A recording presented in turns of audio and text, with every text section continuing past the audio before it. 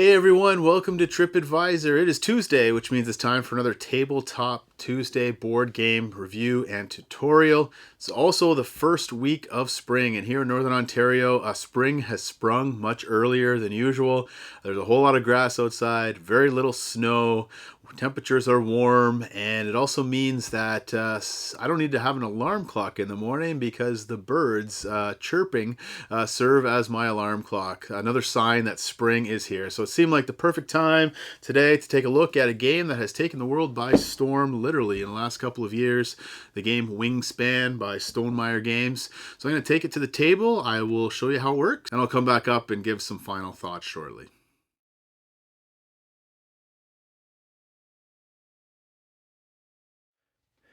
Okay, here's Wingspan with all the components laid out in front of us here on the table. To set up the game, you'll want to give each player one of these player mats, player boards. First of all, the game plays 1 to 5 players. You'll also want to give each player a color. There are 5 colors to choose from, and each player will get sort of a set of 8 cubes in the color they have chosen to start the game. You're also going to get a supply of these little food tokens. You'll want to keep these within reach of everyone throughout the course of the game, but at the beginning of the game, you're going to want to distribute 5 of those food tokens to each player. 5 different types of food in this game. You have sort of worms, you've got grain, you've got rodents, you've got berries, and you've got fish. So you give 1 of each to each player. You'll also distribute 5 bird cards, and it comes with this nice tray where you can hold literally all these hundreds of bird cards, and they even fit if you want to sleeve the cards like I've done in this game. They sit there in that tray. You want to distribute 5 of those bird cards to each player at the start of the game. And also you're going to have 3 bird cards flipped up. Those are community bird cards that can be drawn by players in the first round of the game. Some other components you won't distribute, but you'll be using throughout the course of the game. Not only do you have your food supply here, but these nifty little, these are not Cadbury mini eggs, although around this Easter time of the year, I've been munching on a few of those. It can be a little hazardous to your health if you try and have mini eggs while you play. You might end up chomping on one of these, but these signify the bird's eggs. The different colors don't mean anything other than adding to the aesthetic value of the game. You'll be using and putting those on your player board throughout the game, so you want to keep those within reach. You've got this beautiful dice tower here as well, a bird feeder dice tower. And so at various times throughout the course of the game, you'll be simply rolling these dice, and on these dice you have the various types of food as seen on the tokens. And so on the 6 sides of the dice you have the 5 different types, as well as one that gives you an option of collecting a worm or a grain. So those are rolled in the dice tower at various times like that. And then whatever is showing up on the dice faces are available if the player takes that action, if they want to collect food throughout the course of the game. Also, this is signifying which player is going first in each round, and that will rotate clockwise. The game consists of 4 rounds. So in a 4-player game, every player will have an opportunity to go first in one of the 4 rounds. This scorecard here you'll want to set up at the beginning of the game as well. I'll talk about the scoring shortly. But at the end of each round, there will be some bonus points for achieving certain objectives for each round. And there's quite a supply of different objective tokens here. So basically you just want to randomly choose 4 of these and place on this board. Note too that this board is double-sided. There's a green side that makes the game a little more competitive and interactive. And there's a blue side that just gives each person a number of points for how well they've done. Personally, I really like the green side. It helps you keep an eye on what the other players are doing as well as what you are doing as well. And so I'm just going to randomly throw 4 of these down on the appropriate rounds. And I'll explain what those mean shortly. The last thing that needs to be done at the beginning of the game in the setup is another deck of cards here, these greenback cards. They are personal secret objectives. So well, this board indicates sort of shared goals and objectives that everybody knows and is working toward. Each player will have a secret objective card in their hand as well. So at the beginning of the game, you distribute 2 of those to each player. You look at those and then you'll choose one. and they're quite self-explanatory. So in this case, I've got two cards here. I've got the Ecologist card and I've got the Cartographer card. And so for the ecologist, it says birds in your habitat with the fewest birds. The habitats are signified on the player board here. There are 3 habitats signified by the 3 rows on your player board. There's the wetlands, sort of the plains or the grassland here, and the forest area. And as we'll see shortly, different birds like to reside in different habitats. And so at the end of the game, the number of birds in your habitat with the fewest birds, you get 2 points per bird. Anytime you see this sort of feather symbol, that corresponds to points you will score at the game end. I mean, the other option here I have is birds with geography terms in their names. And, it tells me if I get a bird, and there are literally hundreds of birds, and I might even have some of these birds in my hand at the start, birds with geography terms such as American, Atlantic, Baltimore, California, Canada, etc., etc., etc. They really have done a wonderful job researching these birds. The designer of this game, Elizabeth Hargrave, is certainly a bird enthusiast, and she's done a fantastic job of designing the game, but also there's an educational component to the game, learning a lot about the different birds as well. So for the setup, you simply choose one of those. So for example, I'll keep the Cartographer, keep that hidden, discard the other one. And that's basically the setup. Now we're ready to play. At the beginning of the game, how the game works is before you start the game, after setting up, each player will look in their hand and they will decide which of these starting birds they want to keep in their hand. For each bird I keep, each card I keep, I have to discard one of these food tokens at the beginning of the game. Let me just walk you through, for example, one of these bird cards to show you how to read the iconography on each card. And so on this card here, this is the brewer's blackbird. First I see the name of the bird. This symbol up here will be one of 3 symbols, or possibly all 3 symbols, or 2 of the 3 corresponding to where this bird, which habitat this bird resides in. So in this case, it's the yellow symbol. That means it goes in this middle column here. I've got room for 1, 2, 3, 4, 5 birds. So during the course of the game, I may choose to play this bird down. And the first bird I play in each habitat, it goes on the leftmost side. If I were to later in the game play another bird in that same habitat, it would go to its immediate right, and so on, and so on, and so on. But at the beginning of the game, you're simply choosing how many of these bird cards you want to keep. So let's say, for example, maybe I just want to keep 2. So I'm keeping 2. That means I have to discard 2 of my food tokens. And depending on what these birds like to eat, that will help guide me on which food tokens I want to keep or get rid of or try and collect throughout the course of the game. So not only do these birds reside in different habitats, one in the yellow habitat, one in the forest habitat, but below the habitat you'll see various food. And so in this case, this bird here, the pileated woodpecker, in order for me to play this bird physically down in my habitat, I need to have in my possession a worm and a berry. In order for me to play this other bird I've kept, I need to have sort of a grain or food token here. And this symbol here, when you see this circular symbol, that means one of any type of the 5 foods. So there's a little more flexibility when you see that. If I can satisfy those requirements, on my turn I can play a bird token.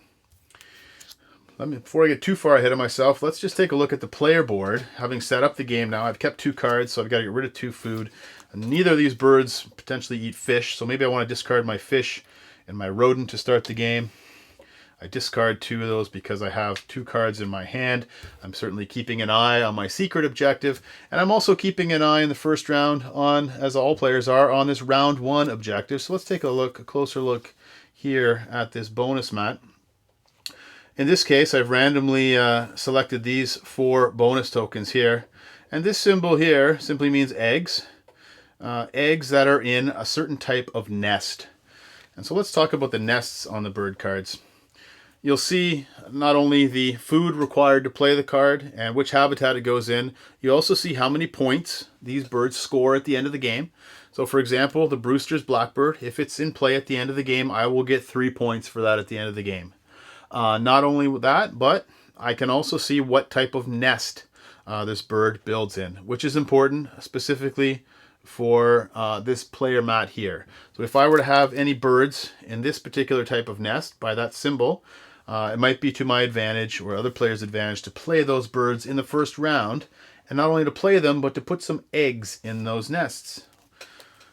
The next symbol on the card relates to how many eggs it can hold in their nest.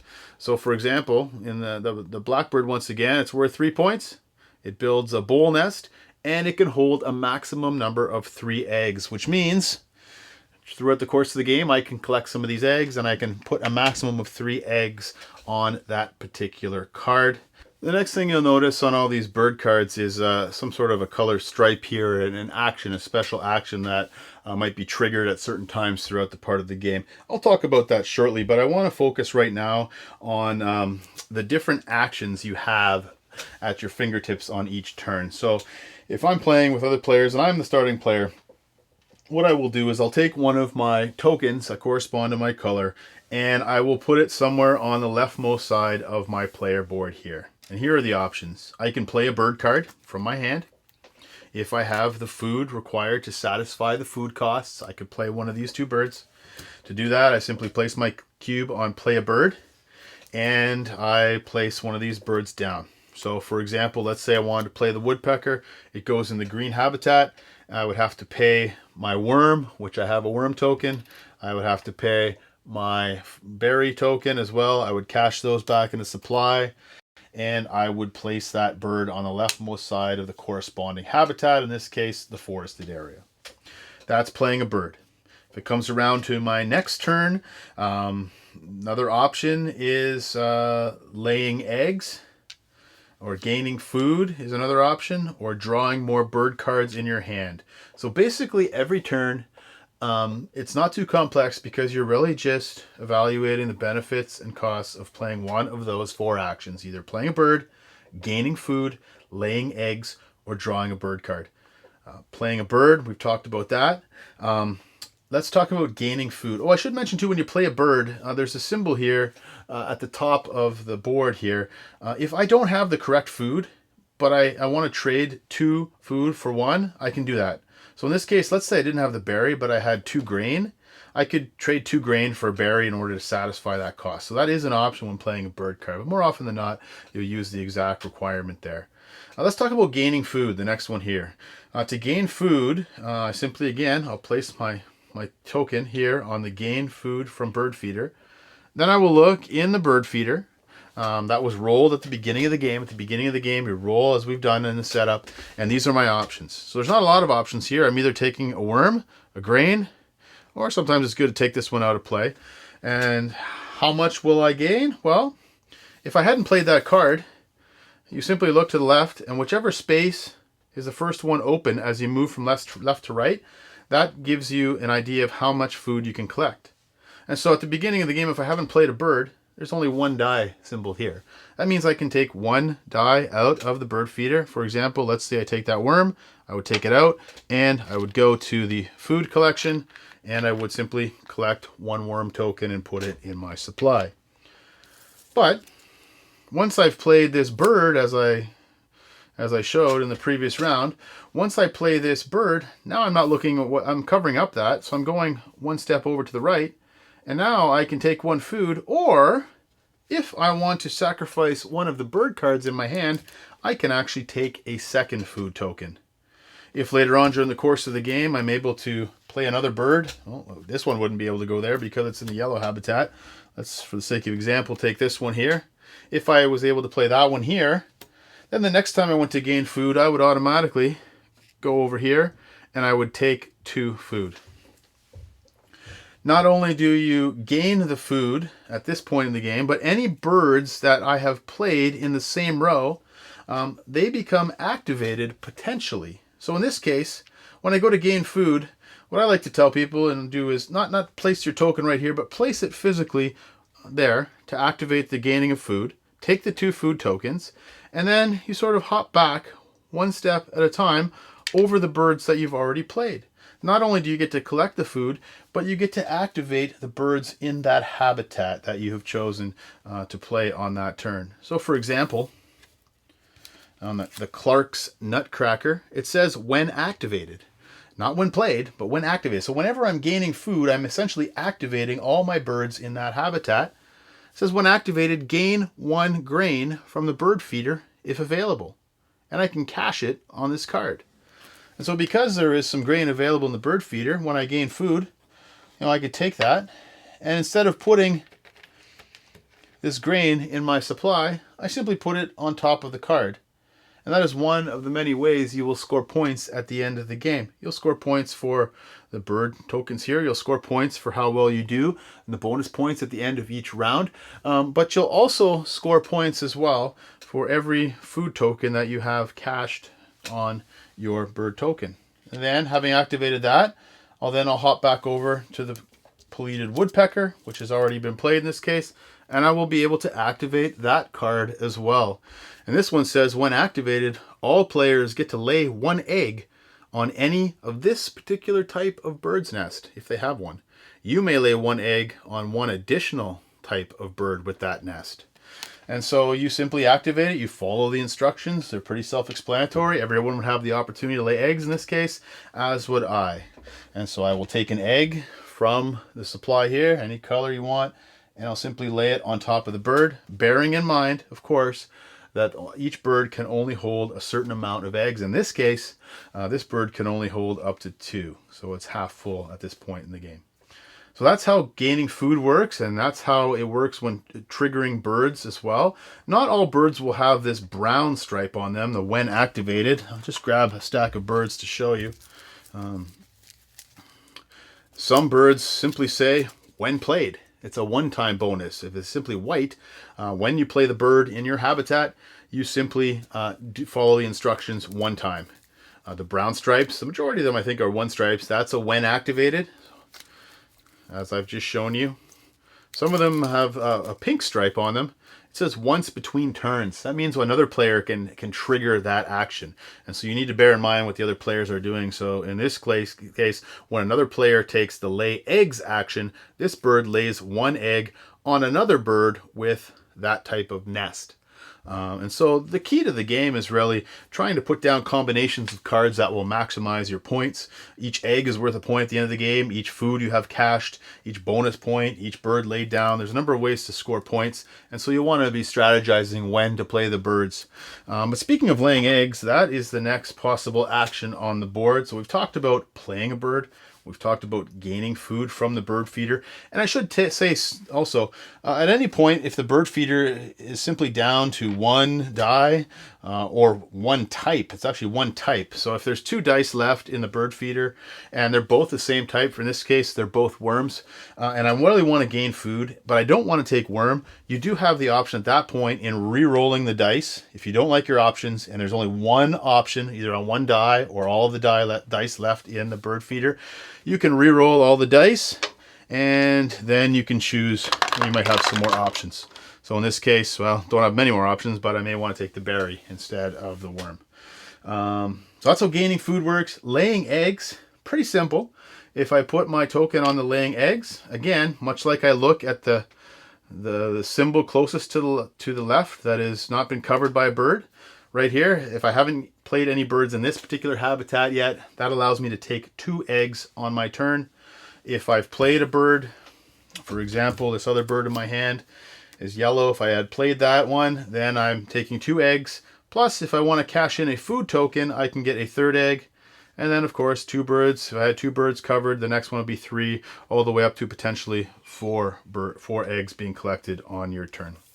But let's say, for the sake of simplicity, I haven't played a bird in that habitat yet. I want to lay eggs. I simply take 2 eggs. And I can place them on any bird that hasn't already maxed out its space. So in this case, I might want to leave that one open because when I activate that, I get to play an egg. So I want to leave that one open a little longer. I'll put my 2nd egg here. And this one has the maximum of 2 eggs. This one is 1. And why are eggs important? Well, 2 reasons. One, I've already mentioned. Each egg you have on all of your birds collectively on your board at the end of the 4 rounds. And 1 round ends when all of your tokens have been played. All the eggs are worth points, 1 for 1. But also, you may have noticed here, the more birds you play in each habitat, the greater the rewards and benefits you are potentially receiving when you take that action. But there's also a cost. I didn't show that.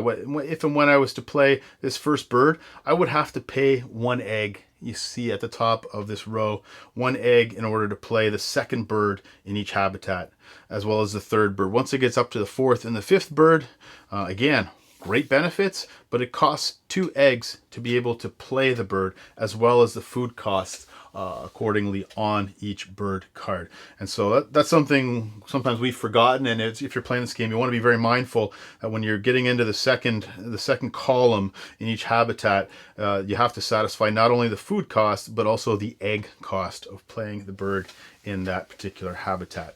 And so that's how laying eggs works. Pretty simple. The fourth and final option is drawing bird cards.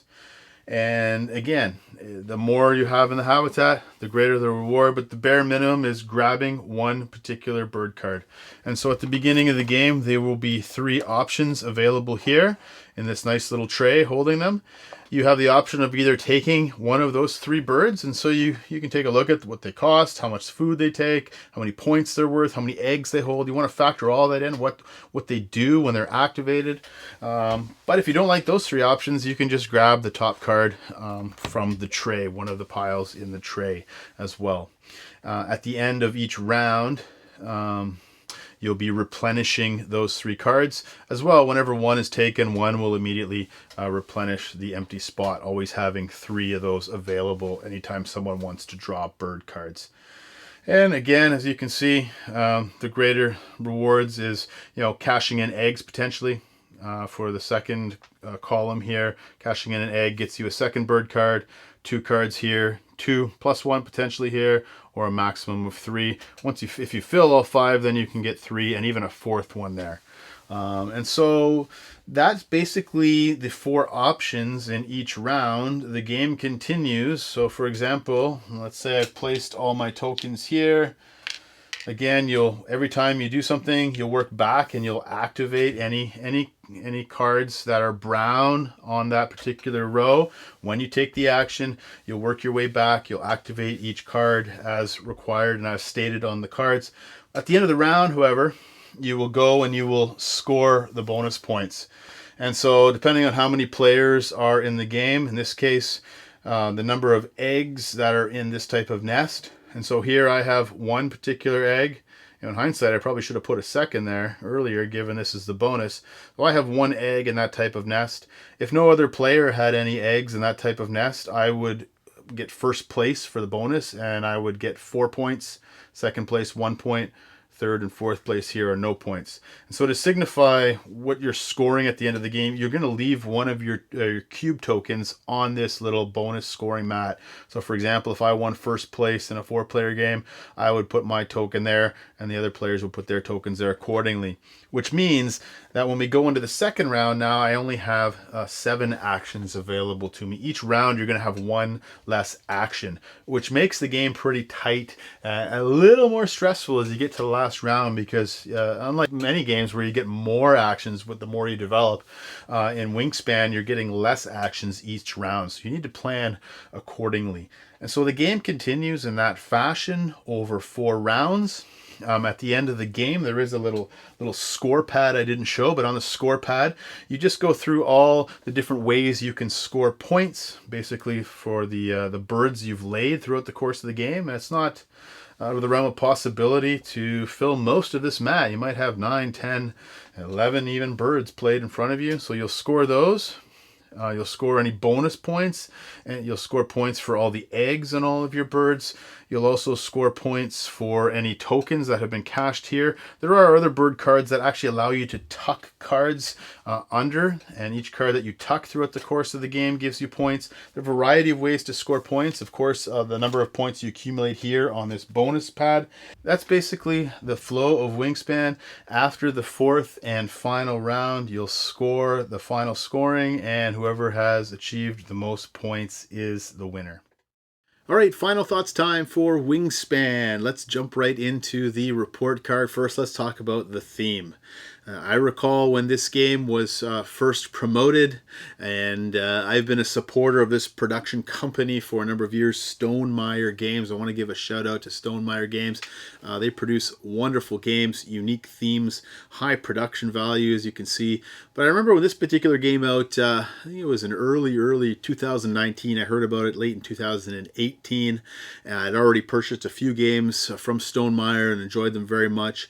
And I was getting excited about this game, and I was telling my wife about it, and she was kind of a little bit like lukewarm about it, like a bird theme game. And I get it, right? It's not a common theme for a game, but I think that's part of the appeal for me. It's a fresh, unique theme, and it fits, and it feels like you're immersed in the world of birds and these habitats, and there's an educational component of this game. It's a strategy game, but one thing I didn't share is on the bottom of each of these bird cards, you actually get some educational information. You'll learn something about one of the hundreds of birds in this game. For example, here, just the Swainson's hawk. It says where they are situated in the world. So here it's in North and South America. It says these hawks feed chicks, small mammals, and birds, but adults eat mostly insects. And so there's even some strange and unusual facts you will learn about these birds as you play, which adds to the thematic value for me. I mean, you've got the eggs and the bird feeder and all these cards with all the information. I didn't even tell you, it even tells you the wingspan of each bird. That's why the game is titled Wingspan. And some of the cards will give you points or allow you to tuck cards, basically simulating birds eating smaller birds. And so they've really thought of everything in this game. I love this theme, and I give it an A. Let's talk about the aesthetics of the game.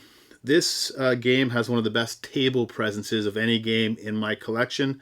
I mean, you see the box art here. I mean, kudos not only to the designer, but kudos to all the illustrators, Beth Sobel and others who have illustrated these. I didn't even show you the rule book. And I've never been so excited for a rule book in my life. I mean, you've got a rule book here. You've got the solo rule book, how to play. You've got an appendix here as well that talks about all the cards. It walks you through each and every card. So if there's something you're unsure about on one of the cards, how to interpret it, you've got a go-to appendix. The texture on this is incredible. Man, the aesthetic value from the rule book on down to everything else. This dice tower, is it necessary in the game? No, but it adds some aesthetic value to the game. It looks so satisfying on the table. The little eggs with different colors, the tokens. I mean, you can actually buy some more realistic tokens and things to add to the game as well. The artwork on each card is phenomenal. I mean, I sleeved this one again because it's one of my favorite games of my collection. The aesthetic value on this game is just off the chart, and I give it an A+ for its aesthetics. Let's talk about the replayability of this game. It's highly replayable as well, because I don't know if you noticed, but literally there's probably I think there's over 100 cards. I didn't really check. And not only that is they really thought they had some foresight when they designed this game, because and this is just the base game with birds from the Americas. Now, there's 2 expansions that have come. I've got one of the 2 expansions here. They made a European expansion. So in the expansion here, it just adds another color egg, but it also adds a whole lot of birds and different sort of special abilities, all birds in Europe. They've made another expansion as well, birds from, I believe it's Oceania or Australia. I think they plan to do so for different continents. And so that adds to the replayability of the game. And again, I think there's enough moving parts, there's enough going on here that doesn't get stale every time it gets to the table. So when I want a game, a card management, a hand management game, and an engine building game like this, similar to Splendor that I went through a few weeks ago, I think this is an upgrade from Splendor. It doesn't replace Splendor in my collection, but of the 2, this is the one I prefer to go to. And so there is high replayability. I'll give it an A-. Let's talk about the game length. On the box, it says 40 to 70 minutes. And it's age 10 plus, 1 to 5 players. 40 to 70 minutes, that is about accurate. If it's a 5-player game, it can go an hour, a little more than an hour. I think the game length is appropriate, and I think the fact that potentially each round is getting shorter and shorter is kind of a unique unique to most strategy games, and it helps keep the game from not overstaying its welcome on the table each time. An hour seems just about right for a game of this nature. Again, this is a medium strategy game. There's enough strategic moves going on, but it's not a game that's going to be a 2, 3, 4 hour slog. But it's not a game that rushes by either. I think an hour or 45 minutes to an hour, depending on the player count, is sort of in the sweet spot for this game. And the game length and sort of the game flow feels just about right. Again, you've only got 4 potential options to take each turn. And so I don't think this game suffers from a lot of people having analysis paralysis. Yeah, there's some decisions to be made each turn, but the fact is, at the end of the day, you've got 4 actions. You've got 4 options for each action. And so that keeps the game moving at a pace that's pretty good. Again, when other players are deliberating on what they want to do, I'm thinking about what I potentially want to do on my turn, and it keeps the game moving. So the game flow and the game length seems very appropriate. I give that an A. Let's talk about the ease of play. It says age 10 plus, and that seems just about right for this game.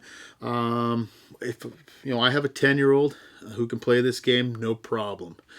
If there's a little bit of reading in this game, so if you have children in that 8 to 10 years old, depending on their reading level, the reality is, though, if you're playing with adults, I think if you had a group of maybe 4 10-year-olds playing, it could be a struggle. But if you've got a mix of a couple adults and a couple of children, I think this is an appropriate family game. And again, it's an educational game as well.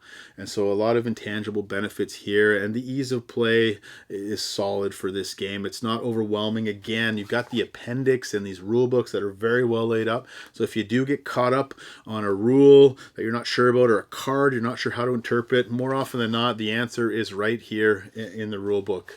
No problem, easy and well laid out. So kudos for how they designed the game and the cards, but kudos also for how they've laid everything out in the appendix and the rule book. So I'll give the ease of play an A. And finally, the tactics and the strategy. For a seemingly simple game like this, there's a surprising amount of depth in tactics and strategy in this game. It really is a solid, what I call an engine building game. You're building an engine. You're developing your player mat. And so you're trying to strategically think, okay, I want to play this bird down first because I want to activate this as much as possible throughout the course of the game. Maybe I want to play this bird next. Which habitat do you want to fill first? Do you want to balance things out? When do I want to lay eggs? There's a lot of thinking, not only what I want to do this turn, but 2, 3, maybe 4 turns in advance. You're almost in your head, you're thinking about a chain reaction you want to set in motion. And with the bonus card, that adds an element of tactics and strategy as well, because not only am I simply focusing on what I'm developing on my player mat, but I know at the end of this round there's going to be bonus for most eggs in this particular type of nest, or most birds in this particular type of habitat. So I'm trying to get as big a piece of that pie and squeeze a few more points out at the end of the game as well. And so there's this give and take to it. I want to just play a lot of bird cards for points, or I want to sacrifice maybe some points to get some bonus points. There's a lot of tactics and strategy going on in this game, but it doesn't feel overwhelmingly heavy. I think there's enough tactics and strategy, and there's no one clear path to victory. I don't think the game's broken. I do think more often than not, going for a lot of eggs is a good tactic and strategy, and more often than not, maybe the player with the most eggs wins, but you can't guarantee a win just by going down one path. Each game will be unique, and you'll really have to think on your toes based on the cards and what everybody else is doing in the game. I like games like that, and so I'll give the tactics and strategy for Wingspan an A as well. At the end of the day, final grade, I will give Wingspan an A. It is, again, it's one of my favorite games in my collection. It doesn't quite get that A+ grade like some of the others I have and will talk about, but this is a solid game. Highly recommended if you're looking for a tactics and strategy game that looks great on the table, that has an educational component, that teaches critical thinking, and frankly, it's just a lot of fun to play. You're definitely going to want to take a look at Wingspan. Well, that's a wrap. Thank you so much for joining me for another Tabletop Tuesday here at TripAdvisor. As always, you are welcome, more than welcome, to like, share this video widely. If you know some bird enthusiasts or those that you think would enjoy this game, hey, share this video with them. You can subscribe to the channel if you haven't already. Click the notification bell and get notified of all future videos I release, not only on Tuesdays for Tabletop Tuesday, but also my Theology Thursday videos and my Film Friday videos as well. And so, hey, whether you're checking out Wingspan or getting that to your table soon, or whatever other games you got on your table this day and this week, I trust you have a great time around the table gaming. Game on.